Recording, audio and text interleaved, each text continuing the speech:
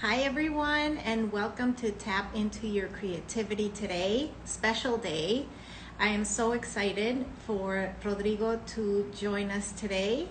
He is going to join us from Mexico City.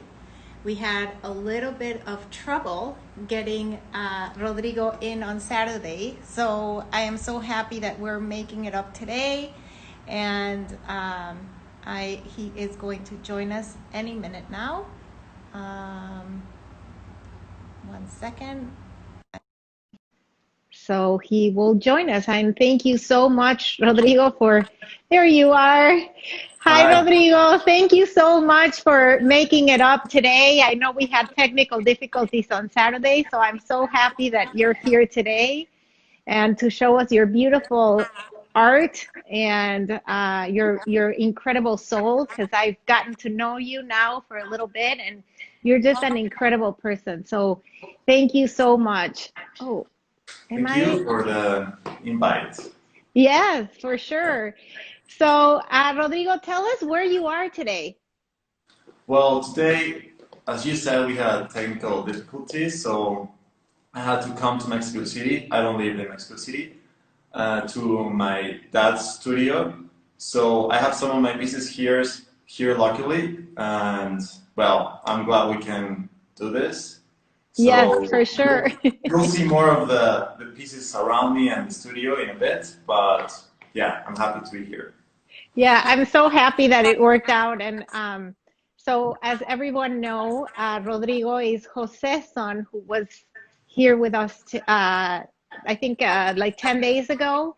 And so, but Rodrigo is an artist on standing on his by himself on his own. He owns his artwork, and he's worked really hard to be where he's at.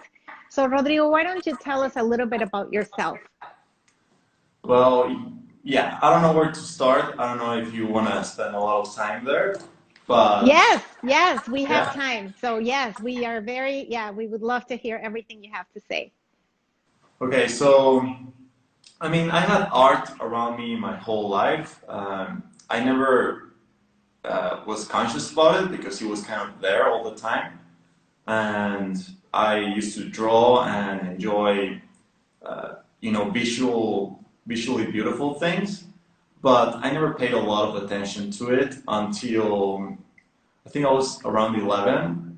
I was with a cousin and my uncle, and they bought a car magazine. Oh, So I was like, what is that? And then I started looking at the pictures and the articles and all this. And I just found the cars fascinating for some reason to see them, like, not on the street, but on paper, and see the shapes and the beauty of just simple, complex lines that created them. yeah. Really drew me into cars at the beginning. So I started to collect these magazines and to sketch out the cars in the magazines. So I would just put a paper on top of it and trace it, like, and I'll be Yeah. very proud because it was like just like the car. I'm like, well, I traced it, but I thought it was kind of interesting to feel like I created something as beautiful as that. And then I started to learn a little bit more about proportions and freehand drawing. Um, This you did it on your own? You were just a child when you did yeah, this? How old were you? I mean, I don't remember. I have a terrible memory. I fell down the stairs when I was very young, and I think that's really affected my memory. Oh, But no. yeah, but I don't know. I guess around 11 or something like that. Okay. Um, And then when I was kind of old enough to take some classes around 14, 13, I went to some sketching classes that were specific to cars. So I learned I mean, I already knew how to draw them, but it was more about representation of something in your mind instead of just copying a car that already exists. So I started to do that, and then I went into a very intensive 1 year car design course, Per like, Oh, and it was very funny because I was 15 and then everyone else was 30 or older. I'm sure you were the kid on the block. Yeah. I mean, yeah. So I really enjoyed that class, and I decided like I want to go into that area. And while researching, I decided to stay in Mexico City because we have one school, just car design, but it's a very small school and it just started, so I wasn't sure, and I decided to just go into a more broader like major, let's say, that was Yeah. industrial design. And I found a school that had a lot of courses inside of the major that were specific to car design. And So this is happening in Mexico City? yes, this is all in Mexico City. Okay. So I enrolled to the school, and then our first day in class, the teacher came and they told us like, oh, the course like scheduling changed, so now we have a new program and car design is not included, basically. Oh So no. it was kind of heartbreaking, but I'm like, well, I'm already here. Like, I can do a master's after or something, and I just went through the first semester, and I mean, I liked it, but It uh, wasn't your thing. I mean, it wasn't because I mean, I was kind of confused. I'm like, well, I'm here for something, and it's not here. Offered. Yeah. Yeah. So the second semester we had a class that was photography class, and in that class, I was the worst in the class. Like I almost failed the first few months, but I kind of fell in love with the act of taking photos, and that's basically all I did. Like after school, I just went and take photos, or I went on YouTube where like I discovered a lot of people that were showing and teaching and amazing stuff on YouTube. So I learned a lot very fast, and I ended up like really like only focusing on photography instead of industrial design or car design. So I I started doing that, and my idea was to be like a photographer, a fine art photographer, no? And I Yeah. love landscapes and everything. But I still had that like itch of car design, so I decided to try to get into a very good school in Barcelona that had a very good transport design program. So I went there for a year, and I enjoyed it, but at the same time, like after school, I would just go and take photos. So it was kind of pretty clear the path I was going to go to. And also, it didn't help that the car design industry is kind of boring because you're probably gonna spend like years designing just the rear view mirror, Yeah. and that's all you're gonna do. So it's very limited and very restricted. Unless you are in a fast forward futuristic um, type of work where you can actually push the design and have them actually use your design. Exactly. Yeah, you need to be like a designer that also designs cars, and then you I'm blanking on the name, but Pininfarina, like he works with a lot of brands, not just Ferrari, which is the one that a lot of people know him for, and Right. he also designs other things, like the firm now designs a lot of things. But I saw that as a very hard place to get to, so I'm like, well, I also love photography, and it's very instantaneous. So you go out and you find the subjects you're looking for, and the reward is instantaneous. Like you take the picture and you already feel the reward. And So, let me ask you something. Is your photography, is it digital or do you go into the dark room? well, at first, they also changed the program. So when I had that first class, it was only digital. Like they got rid of the dark room. Okay. So it wasn't like we had that introduction to that. So I got into film photography later on, but I feel like it's a medium where it's a beautiful medium, and it has its own place. But right now in my work like process, I have not found a way to make it fit in because Yeah. of all the long process you need to go through, and I feel like that's the beauty of it in itself, and that was not what I wanted to convey to people or with my art. Like that process is beautiful, but it's not part of my message, let's say. Yeah. And so how was growing up with your dad being an artist himself? I know that you said you had art all over, but when you saw him in the studio working at a young age, did that attract you to sit next to him and maybe start doing something? Or how was that? I'm curious. Well, I mean, it's kind of funny because people would think like if one of your family members, especially like if it's one of your parents, Yeah. is an artist, like you would immediately go to that and be drawn there. But it wasn't the case. Like maybe I made like 4 or 5 pieces next to him like in my whole life. So it was only Interesting. after where I kind of asked him for some advice in terms of techniques.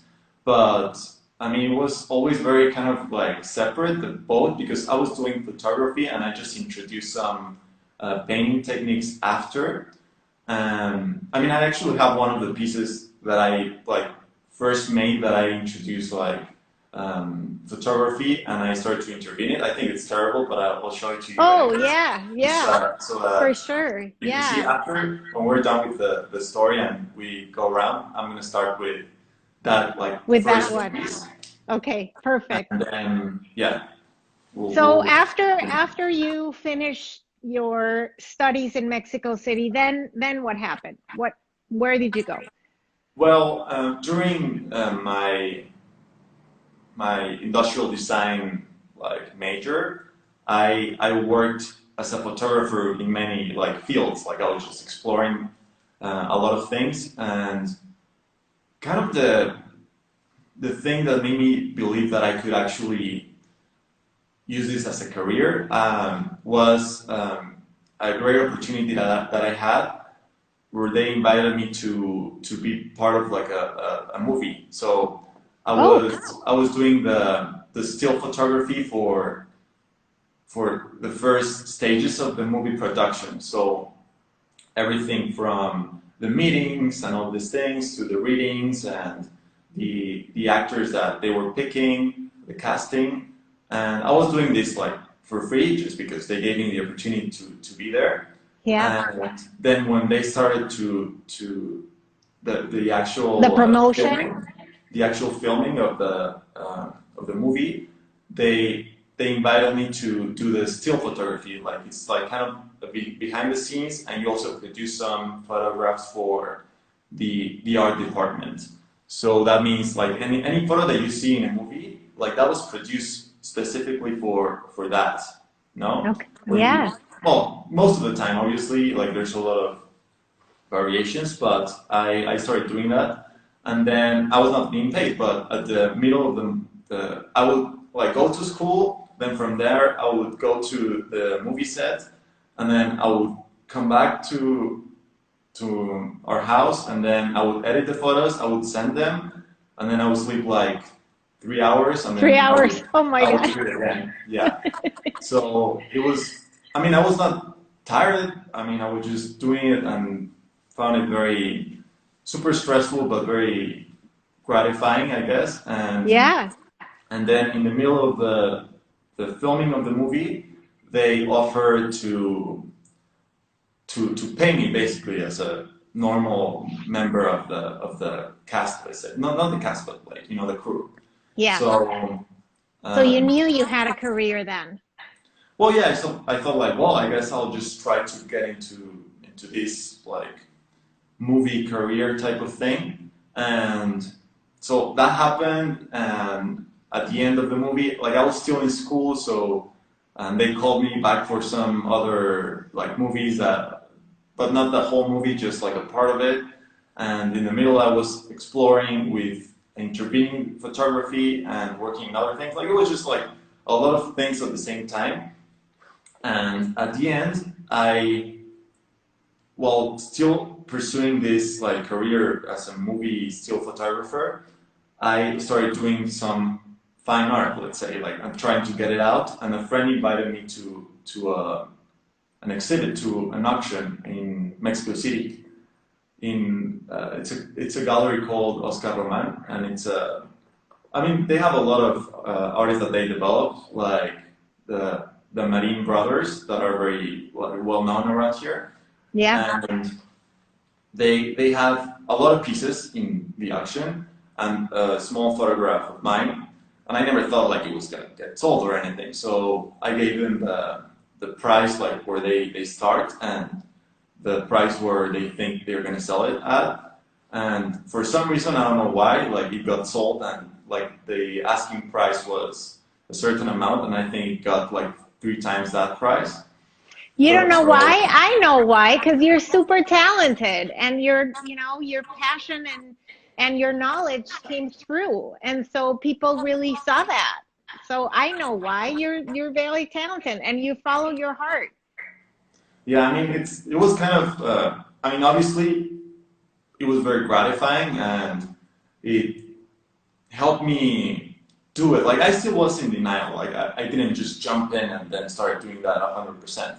Took me maybe 7 months of thinking about it to actually just say like, okay, I'm gonna do this even if I only make like $500 a month. Like that was like the goal. That was your I goal. spent it like wherever, and I went full. I don't know how you say it. Like I just went and started No, doing you it. started full time.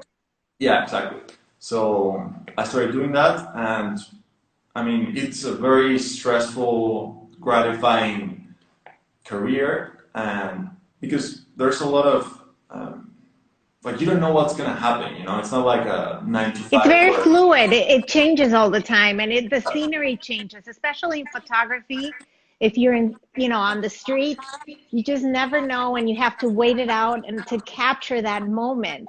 And for people that don't know a lot about photography, there's a lot happening in one picture that you want to capture. There's a lot of layers to it, and the composition is almost the same as in a painting per se. You want to make sure that you get every element correct and right, so it has the right, the right lighting, the right balance, that it has, depth to it, that it has, one layer after the other, informing that and informing the viewer what the story is. So it's just not taking a photograph. You really have to kind of think when you're out there. yeah, I mean it's very similar to painting in terms of composition, but it's kind of the opposite because at least the photography that I do, I don't like place things, like I just find Right, you just go. I find like the first like canvas, let's say, and then I wait for certain things that I hope are gonna happen or that I've seen happen, and then I wait for this puzzle to just come together, Yeah.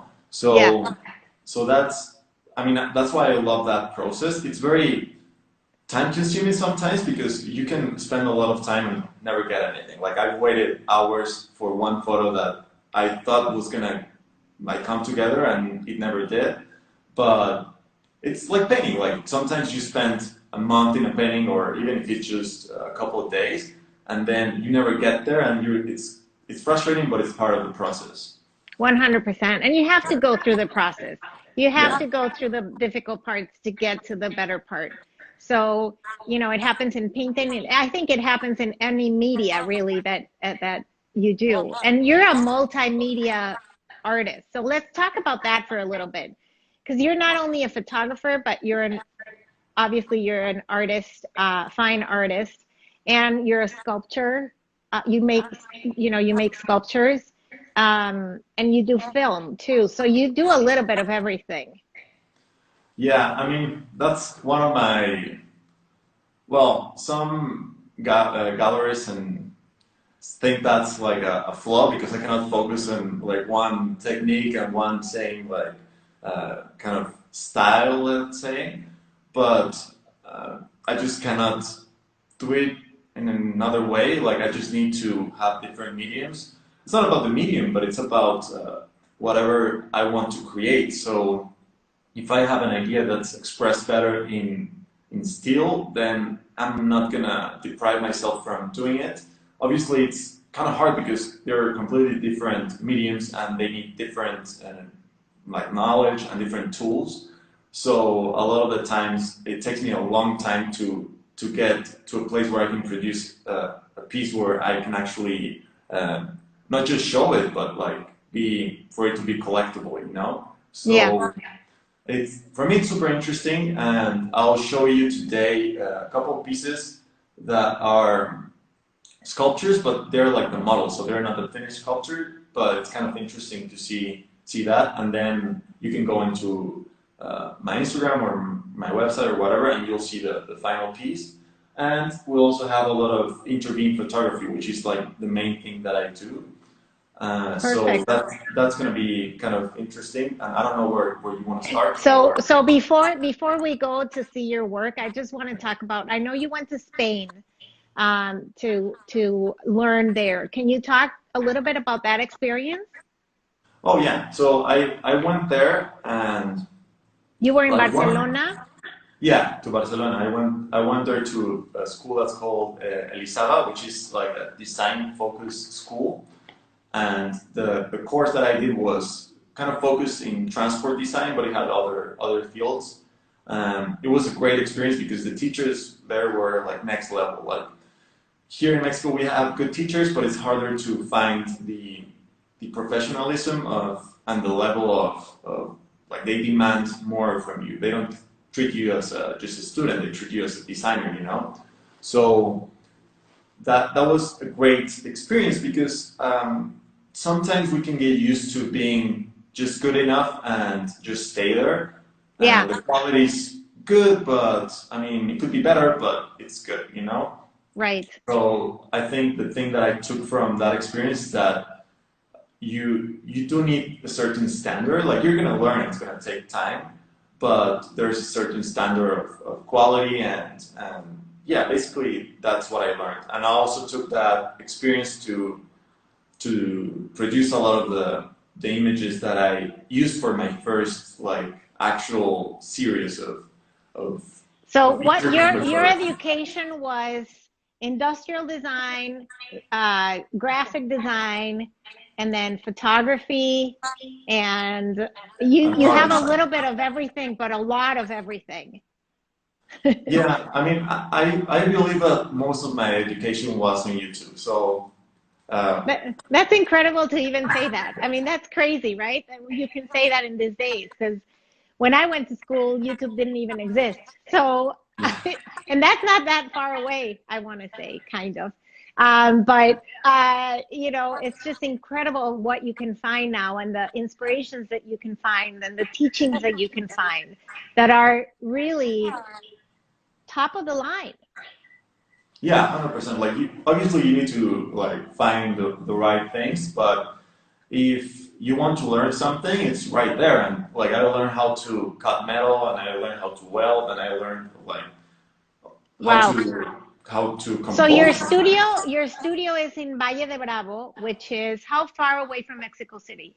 Well, it depends, but it's like 2 hours, 2 hours and a half.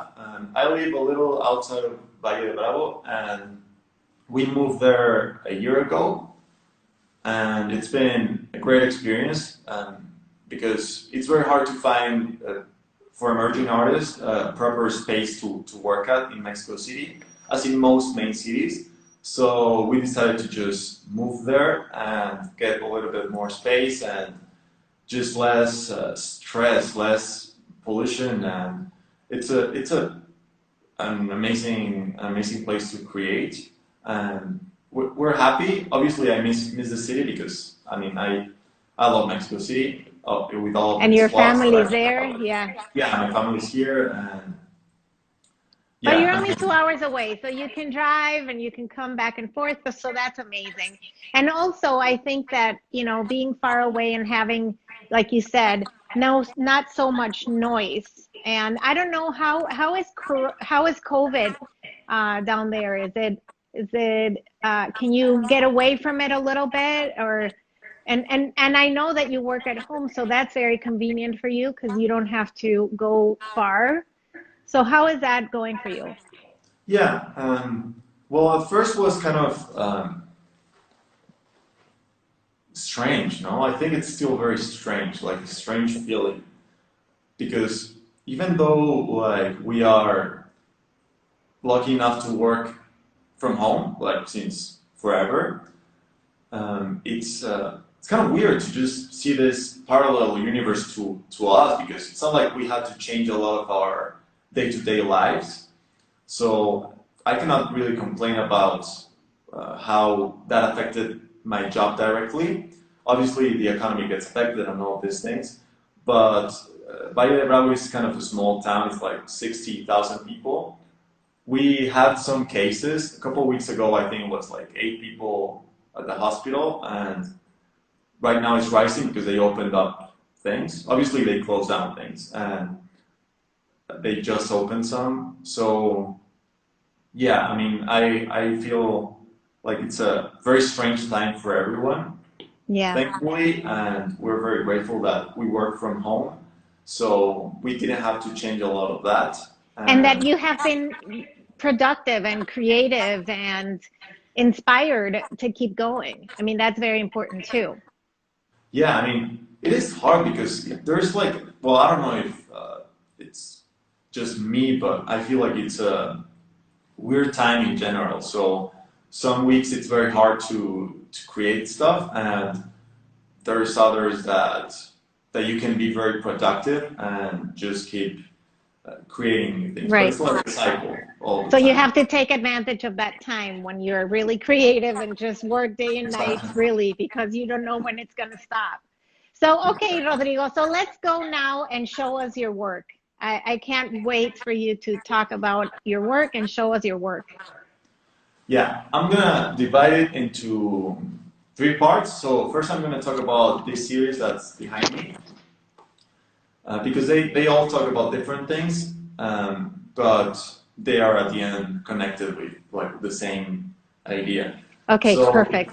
this piece is part of a series that I started to do around 2 years ago, where I took some photos of some sculptures, of mainly Roman sculptures. This is not Roman, but Roman and Greek sculptures, and I thought it was very interesting to intervene these pieces with something that gave a hint of a take that I have on history that's I think kind of interesting and that we don't discuss often.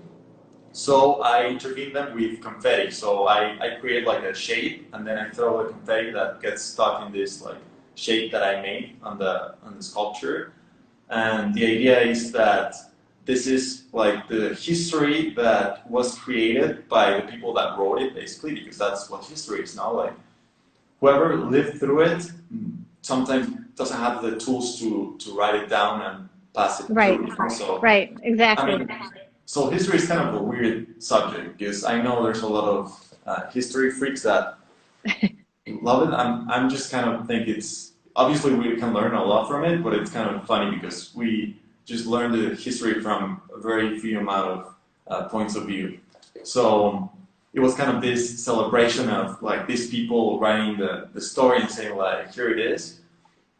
And also what I found interesting is the idea of decay and the idea of transformation. No, so this confetti will eventually turn into a similar shade of the sculpture, like the Roman sculptures that were colored, like they were Yeah, super vividly painted. So I thought it was interesting to have this same idea idea. of transformation and decay. So that So is the can you series, show us and closer in so we can see yeah. it? Perfect. So that's the introduction, and this is a very big piece. It's like 6 feet tall, so I don't know if I'm gonna be able to Wow. fit the whole thing. But this is not a Roman sculpture, it's a French sculpture from... And is that a photograph that you transferred into the canvas? Exactly. So I work the canvas and then I use a transfer technique that's super Okay. interesting. I'm gonna show you what kind of an example of how it looks before Oh, it's finished. wow. Look at the confetti. That gives it a three-dimensional, you almost want to touch it and feel it. Yeah, I mean, I'm glad this video is coming out good because I think you can actually see the volume. Yes, yes, you can totally see the volume. I Yeah, so love the amount that you put in there because it makes it, you want to touch it, like I said. You're not supposed to, but I kind of want to. I'll allow you one day.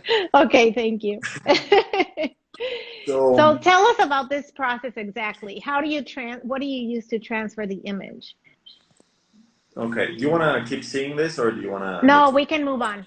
Okay, so this piece is kind of simple in its like parts because you have basically like three parts. The background, which is apparently like just the canvas, but I prepared and it's like a couple of, well, a lot of layers of not a white, not a pure white, but like enough bluish white. Okay. And then I prepare the sculpture so that I can, it's like a printer with pigments. So it's a very, very fine printer. Yeah, you can tell because you can see all the details in it. So it looks like Yeah, three-dimensional. Yeah. this one came out amazing because it's usually very hard to have it perfect, but I'm gonna show you kind of like where it comes from. Like it's a Okay. film. This I just used, so it's kind of just the scraps. Okay. But the ink stays here, and then I use an emulsion of alcohol to transfer Okay. it to the canvas. Then I have that base and start to decide the shape of the intervention, let's say, and that's kind of hard because you cannot change it. Like when you are done with it, this process is like a very stressful process because it's not like a lot of paintings where you can just layer on it and then fix it somehow. Here, like if you make a wrong move, it's very hard to fix. Okay. So I do the shape and then I use like an acrylic medium as an adhesive, and I've used many, and I like this technique. And then I just throw the confetti, and then it just like kind of floats It there. it And it stays. yeah, Okay. it stays, and then I seal it, and then I try to make sure for it to be like well sealed and What do protected. you use to seal the confetti so it doesn't pop all over? Well, I use many lacquers. One of them is just like a plastifying lacquer, Okay. and then I try to use UV light protection, even though I want it to decay eventually. But I like to have that extra layer. Okay. But we don't know. Maybe So we'll see who what knows what happens. will happen? Yeah, Exactly. that's a fun part. I think that's Let's the fun talk in part. 5 years, Rodrigo, and see what Exactly. happens. Exactly. Okay, let's keep moving. And here you can see, I'm gonna switch this Switch around. it. Yeah. Here is one piece that I literally transferred like an hour ago. Oh wow. And you can see like there's a lot of imperfections that are I shown love right that actually. after making it, you know? So a lot of wrinkles and these bubbles that I will like try to flatten because Don't. They well, look amazing. I know, but you cannot really leave them because then they'll just peel off. Oh, So I I have see. to try to flatten and Okay. like in this case, like I like the decay, so I don't apply it 100%. Yeah. So this is based on one of my first series, which was based on people walking, like photographs of people walking. So tell me what happens to their heads, because I know that a lot of in your series, you have the person, but the head is not there. So why is that? Well, I think it's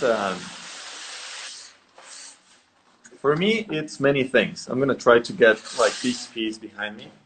Perfect. Yeah, So, great. so it's For me,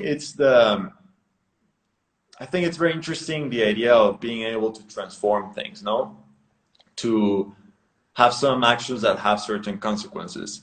And they usually come from individuals. A lot of people like blame society for things, and it's kind of, well, I disagree with that point of view, because society is made by individuals. So I like to have these individuals that have this like action or thing going on, you know? It can be whatever you want, because at the end it's the actions are specific to each person, and each individual has its own power over its environment and its life, you know? So I think that's why I create this. I call them clouds. So it's like clouds represent this constant transformation, and then they become water, and then they evaporate. They're now like another shape that can do other things, and then they can go back into the sky, and it's just like this cycle of potential and change. So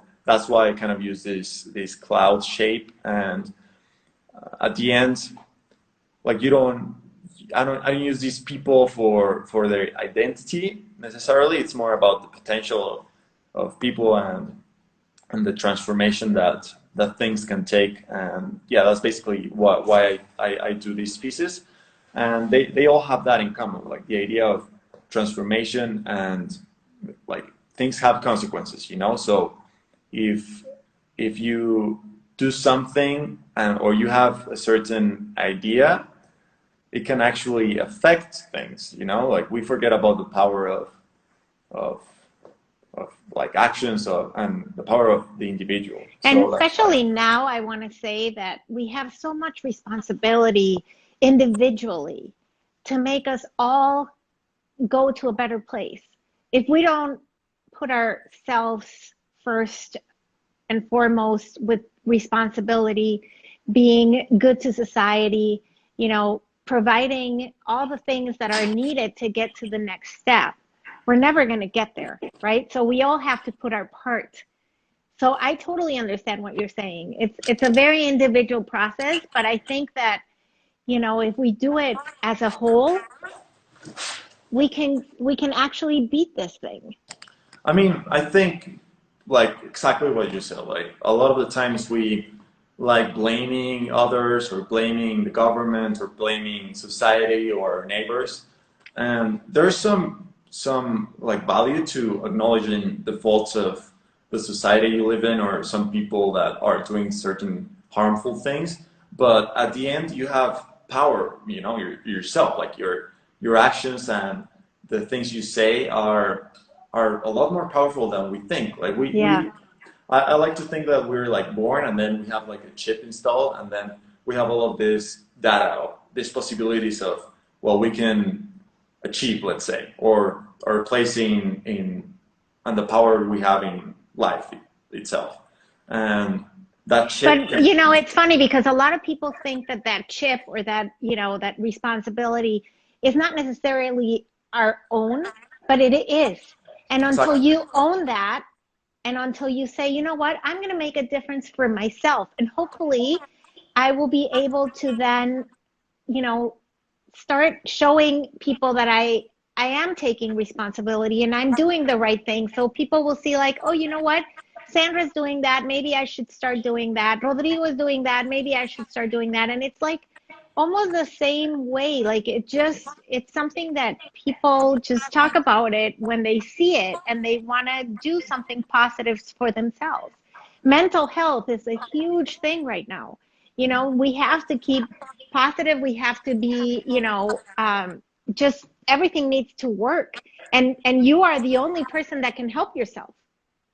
I mean, yeah, exactly. I agree 100%. And it's not like we came up with this. Like this is been said a million times in a million different ways. Like the day this clicked was when I read something about, I mean, I don't necessarily like the guy, but Sigmund Freud wrote an article that, well, some letters that he was exchanging with a friend of his that's called Civilization and Its Discontents, and talks about a million things. But the first page talks about this thing, no? Where you have a catalog of the possibilities of the mind and of the body.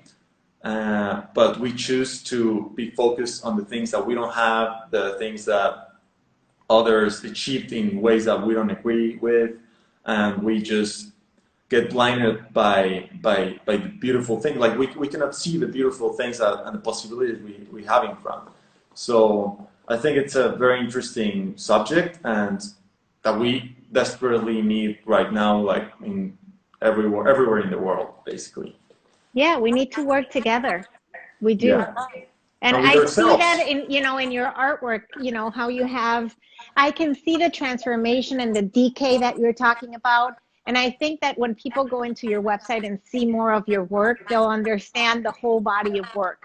It's hard to understand that in one painting, but I've seen your work, so I truly understand what you're talking about and how the cloud dissipates into water and how it just, evaporates. And it's the whole, it's like the cycle. It's a cycle of life. It's a cycle of change. It's a cycle of being fluid and adjusting to life changes. We have to adjust, and we have to be okay with changing. Change is the biggest growth, right? If we stay static, then we don't grow. I agree, 100%. And like right now, we're kind of getting serious and with this like very like serious subjects, let's say. Yeah. But like with my pieces, I try to make it kind of funny and kind of sarcastic, because you see some of these pieces and they seem a little. I didn't want to say sarcastic until you said it. So Yeah, thank you for saying that, because I No, think yeah. that it is very sarcastic. Oh yeah, 100%. But I wasn't sure if you were going to get offended if I said that word. So, because I love sarcasm and I like black humor, and I think that, your work is kind of like that. Can you show us your first work that you said that you were going to right. show us? Yeah. Yeah, let's do that.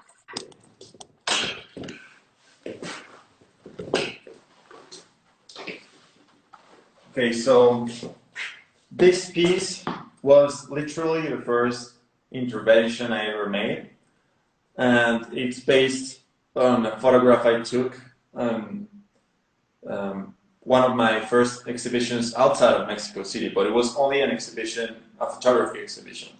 So this piece was the first one I actually intervened, and it took a lot of years for it to transform into the others, and I actually didn't do much after this one until like a year or something after. So do you know the person on the picture or no?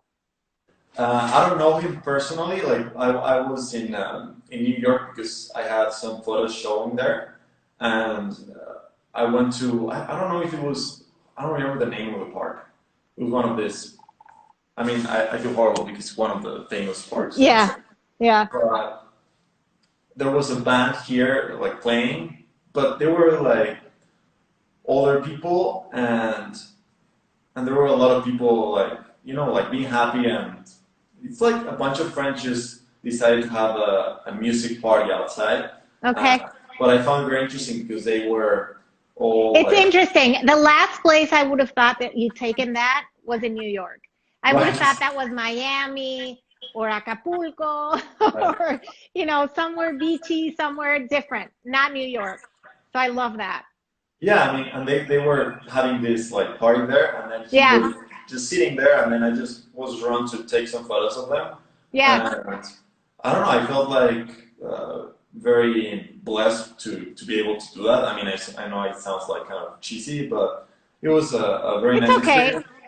And I decided to do something with the photo, and here's where some of the techniques my dad used were applied. So this was the first time I applied them. So it's under an acrylic sheet, and then you have the photograph, and then I intervened I don't remember how, but. So can you show us the back of that? What is the back of that? Oh, the back is just like a. Okay. So you added like a board to the acrylic, so it would look like a white background, correct?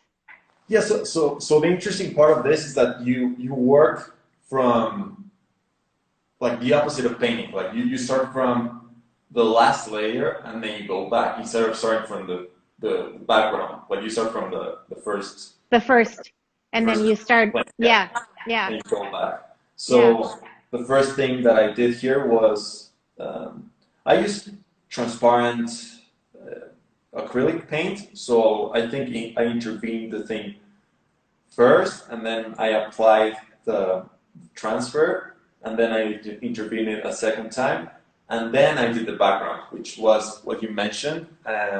You can actually see the basically the last layer here. yeah, exactly. Traditional painting would be the first. And it's a very different way of thinking of doing it, because you're truly doing it the other way around. So you have to kind of switch it in here. Yeah, it's kind of, I mean, I use a lot of it as like I use film photography as an example to describe this, because it's kind of when you go to the dark room and then you see how things appear in front of you when you're developing the film. Yeah. And it's kind of similar because you don't, a lot of the time you work from, you're blind when you're working because you're working from behind. So you don't see what, so you don't know what, because when you switch it, it could be, you know, you can mess it up too, because it could be, the image could be backwards. Yeah, I mean, yeah, you have to think about those things, and like when you intervene it, you don't know like what it looks like. I mean, you kind of know it, but I think it's a very interesting process to have that like yeah. So let's move now, if you want to show us some of your photography and sculptures that you said you have there. So I'm actually sitting on one of the sculptures. It's the model. So I love I mean, here's where the industrial design came into play, because I kind of didn't do anything related to that. But my dream is to create like a sculptural furniture, let's say. So so sculptures that you can actually use, but they are sculptures, so you maybe don't want to use them. So this piece is a stool that I think was the first sculpture that I ever made with others. That I have another one here, but they're all models, so they're very ugly. But then you can see the actual results on my Instagram or my website. Okay, let's see. So it's like a. Oh, wow. So it's I use this idea of the cloud. I'm actually gonna put it down here, and then I'm just gonna pan this. Yeah, I'm sure. Is it super heavy? I'm sure it is. It's extremely light. Oh, it is. It's made out of foam, expansive foam. Okay. So I bought a couple of cans of this expansive foam that they use in construction, and made like a skeleton. So you can, if you see inside of it, you're gonna see exactly, like a skeleton that hold everything together. And I started. And what is the skeleton made out of? Of cardboard and some like plastic that I have laying around to make the ribs that hold everything. Yeah. So what's on the where do you sit on? Is that clay? Here. Yeah. So this is like a pot, like where the water falls, when you have a plant pot. Oh, yeah. So I bought one. I saw this. It's a holding. Yeah. I understand. Yeah. It's the dish that holds the actual pot of the plant. Exactly. Yeah. So I saw this, and I'm like, well, that's a perfect seat. So I bought it, and then I started to. I don't remember if I attached this first, and then I started to work with the expansive foam, which is a lot of fun because you don't really have much control over it. Like you apply it, right, and then it expands, and then it expands. Yeah, like 5 times its size. So I think I love that lack of control in the piece, because at the end it creates itself. Like it's like life. Like you put a piece of it, and then things grow, and then you end up with whatever you end up with. No. So you put the intention, and then at the end you get something. Oh, that's amazing. I love that. I love these pieces because they are kind of also sarcastic and like comical, and they are a lot of fun to make also. And yeah, I love it. Yeah.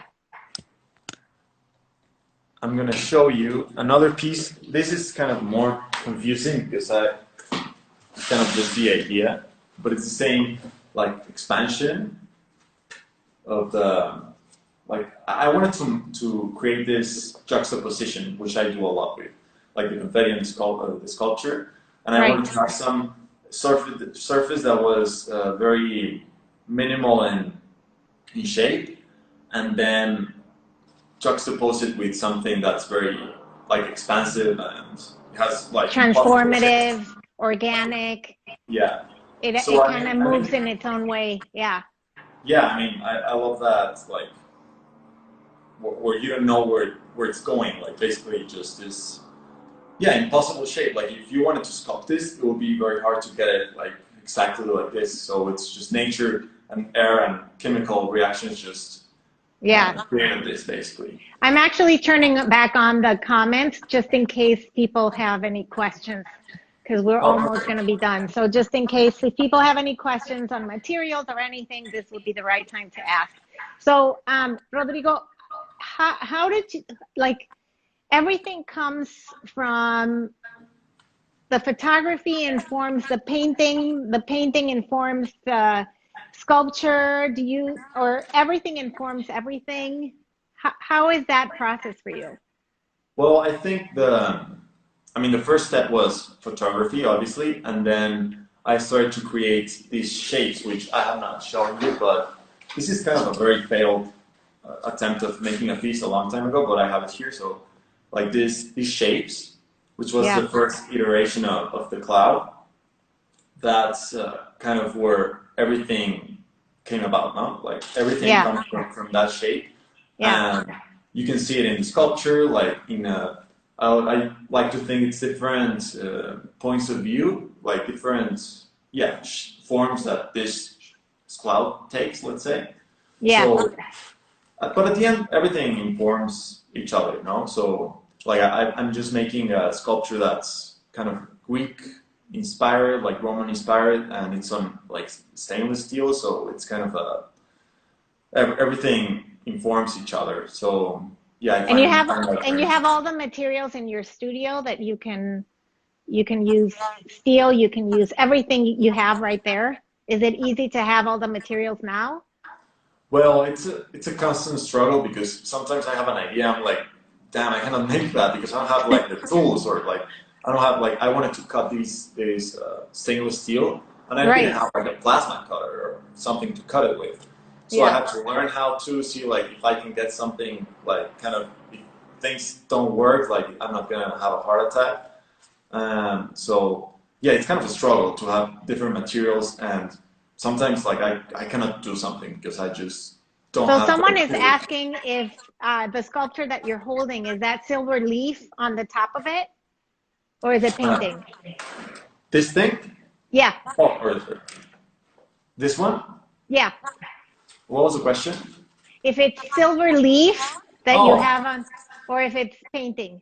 So this is actually not like a finished piece. This was just like I have the shape, and I just painted over because one of the ideas was to have one of them chromed and then the other piece maybe like oxidized. Okay. So you can see in my website or my Instagram page the end result, which is this was bronze. I made it in bronze. So this piece is completely polished, so it's like golden color, and this piece is oxidized in very dark black. So perfect. So yeah. So Rodrigo, I can't thank you enough for today and for your work and for opening your semi-studio to us today. And I'm so glad it all worked out and technology agreed with us today. So we're fans of your work. Thank you so much for joining me and my army of artists. I have an incredible piece of artwork from you already at home that we're going to sell in the collection. I can't wait to show it to everyone. And thank you so much for doing it today on Thursday, where, it was kind of just like getting you in. And so thank you so much. No, you're welcome. And if anyone has any questions, you can go on my Instagram page and you can send me a message there, and then I'll answer the questions. And I want to thank you, Sandra, for inviting every artist and for creating this great platform, because I think it's amazing work.